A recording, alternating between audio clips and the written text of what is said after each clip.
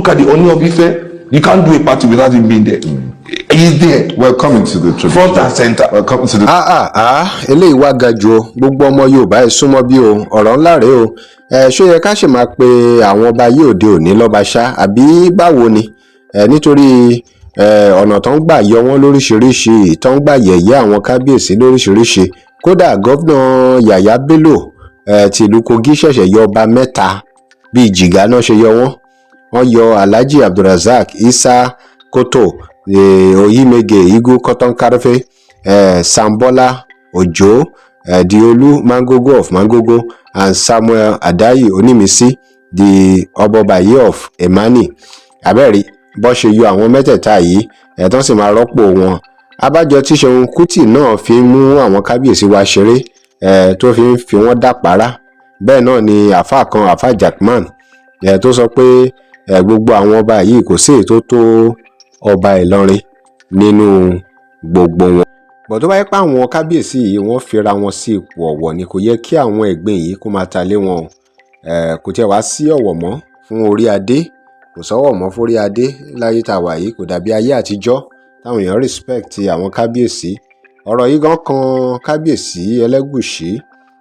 Ọba kan táwọn èèyàn tún wá ní respect fún ni Oluwo of Warri, tó jẹ́ pé young ọba ni ṣùgbọ́n kò ń káàkiri anywhere, kó kàn máa káàkiri kó máa lọ party bó ṣe wù ú, ibi tí wọ́n bá pè sí àbí ibi tó ń pè sí tí ò bá ti necessary kò ń lọ síbẹ̀.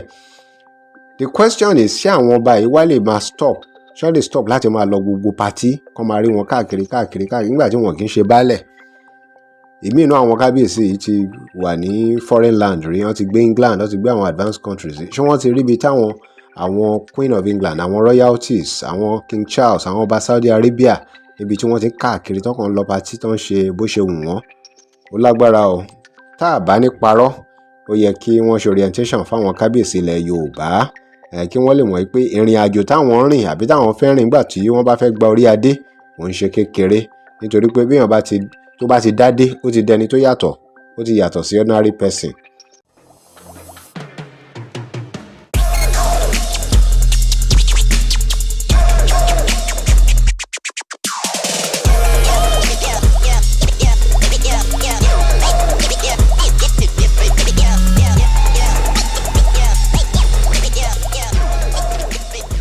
Welcome to Digging Naija.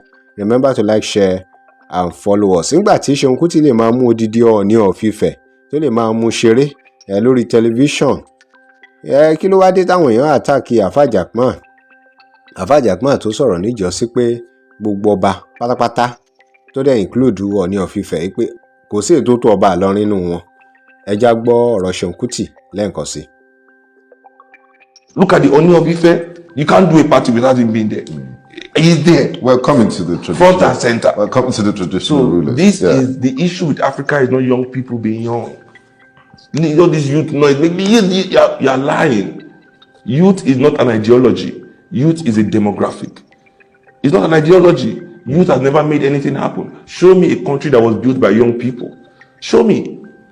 Ohun tí Seun Kuti sọ bí náà ni pé àwọn àgbàlagbà àwọn náà ní fault nínú system Africa to put pressure on the youth to decide àwọn tí the cause of the country.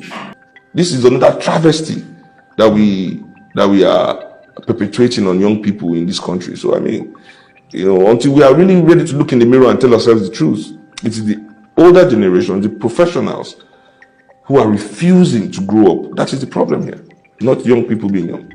Lóòótọ́ àwọn èèyàn àtàkì àfáà Jackman níjọ́sí nígbà tí wọ́n sọ pé kò sọ́ba tó tó ọba Ìlọrin, àmọ́ ṣé àfáà yóò wà justified báyìí? Nítorí àwọn kábíyèsí tí wọ́n ń try láti support, wọ́n ń try láti gbèjà wọn yìí, wọ́n fira wọn sí ipò, wọ́n fáwọn èèyàn lọ́rọ̀ sọ. So ọ̀rọ̀ tó lágbára díẹ̀ ni, orientation ó necessary fún àwọn kábíyèsí, so wọ́n á lè mọ̀ pé ipò táwọn wà yìí ipò ọ̀wọ̀ ni. Nítorí bó bá ṣe respect àwọn kábíyèsí ilẹ̀ Yorùbá, bẹ́ẹ̀ náà ni wọ́n ṣe máa respect àwọn ọmọ Yorùbá. Kí lè ròyìn lórí gbogbo ọ̀rọ̀ yìí? Remember to like, share and follow us. Thanks for watching.